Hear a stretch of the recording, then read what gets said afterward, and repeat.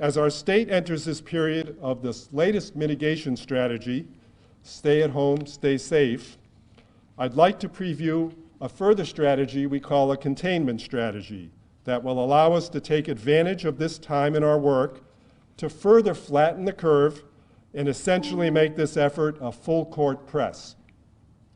Later today, I expect the health department to be updating guidelines to doctors to allow more latitude in ordering COVID-19 testing. Now, tests will still be prioritized, and patients who have no symptoms will not be tested. But people who have only mild or moderate symptoms will have more opportunity to be tested now. They will still need to call to talk with their physician or other healthcare provider so that they may order the test. Let me be clear.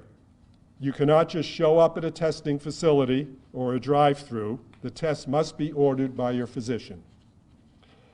The objective here is to identify more COVID-positive patients early, isolate them, and slow the spread of the virus.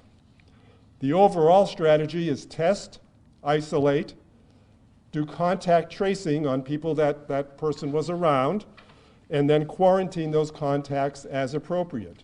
And what better time than the stay-at-home, stay-safe climate that we're in right now? The experience in other countries who have successfully flattened the curve show that early and broad testing is a proven strategy to slow transmission of this virus. And Vermont is still early enough on the curve that this strategy may be effective.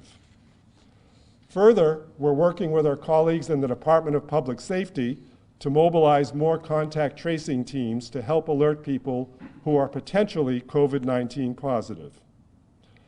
Now, we're able to enhance testing as the result of a very aggressive procurement strategy for both the kits that are needed for collecting the specimen from the person, as well as for testing it in the laboratory.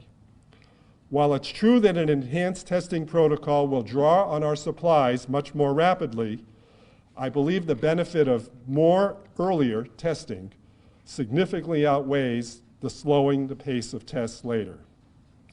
To keep our supplies up, we've augmented the supply procurement team to continue aggressive procurement.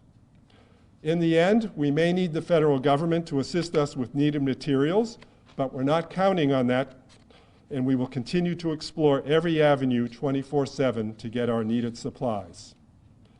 So to be clear, if a person is not symptomatic, we are still not testing, but if the person has mild or moderate symptoms, we are making it far easier to get tested.